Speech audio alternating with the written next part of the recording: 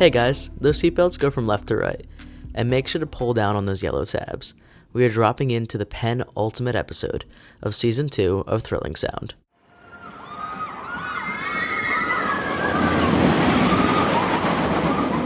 Thank you guys for listening to this season. This project has pushed me to set goals and accomplish them. I hope you are all enjoying the episodes and learning just a little bit about audio design and theme parks.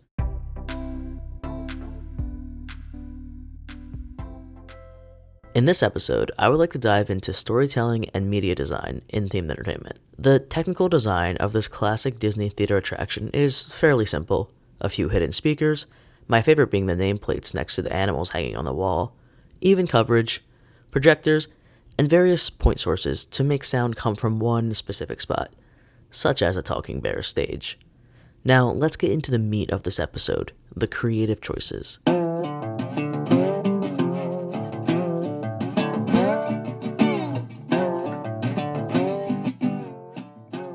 A mentor of mine once said that their job as a producer in themed entertainment is to determine whether someone's opinion is better, worse, or different, and whether the team should pursue that opinion. Sometimes these creative decisions can have severe consequences, such as costing the project team money or maybe even worse, time. What if the change is ultimately better for the attraction's story and guest satisfaction? Then it is a no-brainer to implement, right?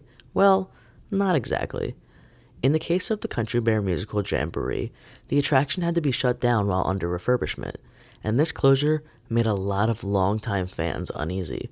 It led to doubts that the attraction would be better. It grew the hype that the attraction had to answer.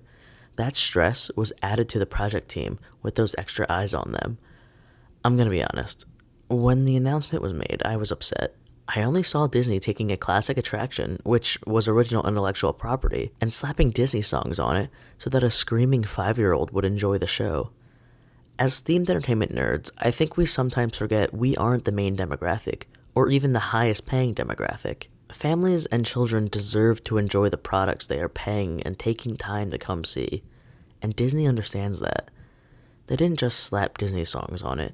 The creative team behind the Country Bear Musical Jamboree took the time to reinterpret these songs through the lens of the original show's tone and characters. They didn't abandon the show's identity, they evolved it. Everything feels like the bears themselves chose it. The instrumentation, vocal twang, rhythmic choices keep the spirit of the old show alive while letting it speak to a new generation. Take the reorchestration, for example.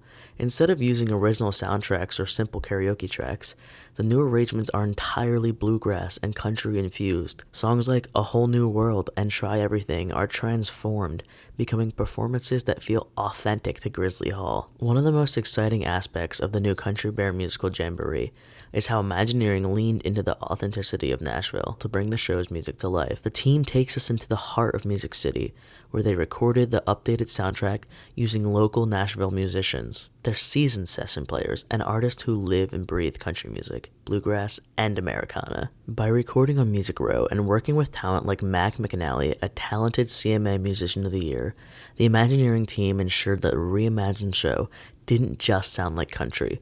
It felt like country. Rather than simply pasting familiar Disney songs into a country backdrop, the creative team reworked each track to fit the unique personality of the Bears. While artists like Allison Russell and Chris Thile brought a layered, emotional take on A Whole New World. These recordings weren't treated like novelties, they were treated like character pieces. Each artist stepped into the role of a country bear, not just a singer, but as a storyteller. Choosing to record in Nashville wasn't just a practical decision, it was a creative one. It allowed Disney to capture a level of musical craftsmanship and soul that's hard to fake. The result is a show that blends the heart of the original attraction with a kind of polish and energy that only Nashville could deliver. It is a celebration of musical storytelling, grounded in place, personality, and purpose. And it makes the new show more than a remix. It makes it a reinvention, done right. It is important to mention that most of the songs in the original Country Bear Musical Jamboree were in fact covers of existing country and folk songs, some popular and some obscure. The Bears weren't performing original music, they were acting as a traveling variety act, the kind you stumble upon at a local fair or backwoods theater, reworking known tunes with their own humorous spirit. That context matters. The original show leaned into parody and character-driven renditions, not original songwriting. So in that same spirit, it's still fair, maybe even clever, with the narrative of a traveling cover band, that the Bears would now be singing Disney songs. The idea of them picking up modern hits like The Bare Necessities or Try Everything, and making their own fits perfectly into the lore. They're still doing what they've always done, putting a show on for the crowd, adapting the music of today, and adding their signature personalities. The only real shift is the source material. Instead of old country tunes, they're now drawing from Disney's rich catalog, but filtered through the same country twang and theatrical flair that made the original so beloved. This change keeps the spirit of the Country Bears alive, while inviting a new generation to sing along.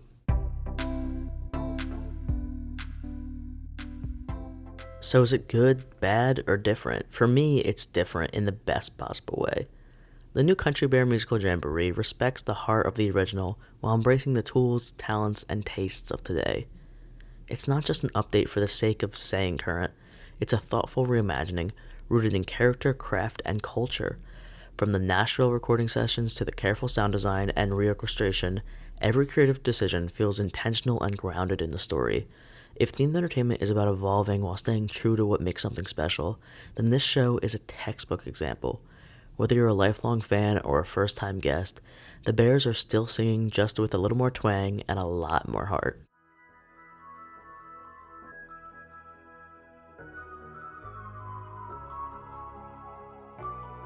Next week, on the season finale of Thrilling Sound, we're blasting off into Disney's most iconic attractions, Space Mountain. We'll explore how audio shapes the thrill, story, and even structure of this beloved coaster, from the original synchronized score to modern updates across parks worldwide. We'll break down what makes sound design not just cool, but critical to the ride's success. Buckle up, cadets. This one's going to be a wild ride through space and sound.